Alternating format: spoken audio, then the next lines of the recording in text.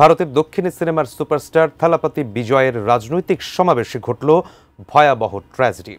অতিরিক্ত ভিড় আর বিশৃঙ্খলার মধ্যে পদদলিত হয়ে অন্তত ৩৬ জন নিহত হয়েছেন, আহত হয়েছেন ৪০ জনেরও বেশি। নিহতের সংখ্যা আরও বাড়তে পারে বলে আশঙ্কা করা হচ্ছে।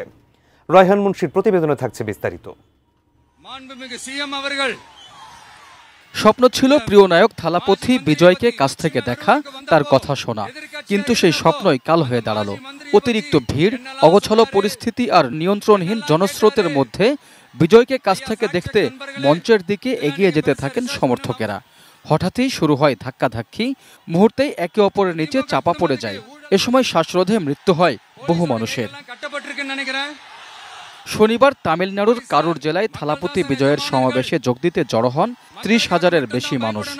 সব মশার বিরুদ্ধে সুরক্ষা দিতে এলো বসুন্ধরা এক্সট্রিম অ্যারোসল, মশার বিরুদ্ধে এক্সট্রিম সুরক্ষা। সমাবেশে যোগ দিতে বিজয়ের দেরি হওয়ায় ৬ ঘন্টা ধরে অপেক্ষায় ছিলেন তার সমর্থকরা।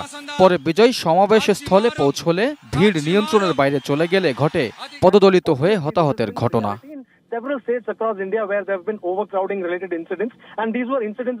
নিহতদের মধ্যে প্রাপ্তবয়স্করা ছিলেন বিজয়ের রাজনৈতিক দল তামিলগা ভেত্রি কাজগম টিভিকে এর সমর্থক, যাদের অনেকেই সমাবেশে যোগ দেন সন্তান কোলে নিয়ে। এ ঘটনায় শোক প্রকাশ করেছেন তামিলনাড়ুর মুখ্যমন্ত্রী এম.কে. স্ট্যালিন। পরিস্থিতি পর্যবেক্ষণে তাৎক্ষণিক ঘটনাস্থলে ছুটে যান রাজ্যের স্বাস্থ্যমন্ত্রী এম. সুব্রমণ্যন। এ ঘটনায় শোকের ছায়া নেমে এসেছে গোটা তামিলনাড়ুতে। Raihan Munshi, desk report, ATN news.